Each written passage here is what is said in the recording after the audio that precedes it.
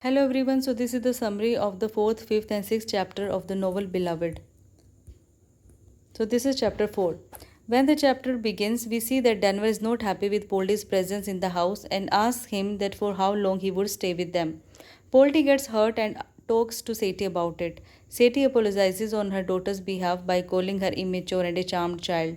Poldy gets surprised to see the way Sadie defends each and every action of her daughter Denver. Poldy takes them to a carnival where all of the three enjoyed a lot and Denver also starts liking Poldy. Their three shadows reflect a new beginning of their lives. Come to the next chapter. In this chapter, we witness the arrival of Beloved's ghost. When Sadie, Denver, and Poldy return back from the carnival, they get surprised to see a girl sitting under a mulberry tree near her house. All of them get concerned about her well being. Sadie is surprised to see the fresh and baby like skin of this girl. Beloved drinks a lot of water offered to her by Denver. Being asked, she reveals that her name is Beloved. Sadie brings her to her house where Beloved rests on Baby Suck's bed. Beloved keeps on sleeping for so many days and wakes up only to have water like a newborn baby. Poldy and Denver speculate whether she is suffering from cholera or any other kind of fever. Both Sadie and Denver start feeling a kind of connection with Beloved and are happy with her presence in the house. Poldy suspects Beloved's intentions as she has not revealed her whereabouts to them.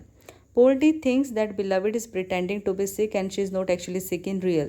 He also claims to have seen Beloved holding a rocking chair with one hand, but both Sadie and Denver are not ready to believe him. This is chapter 6.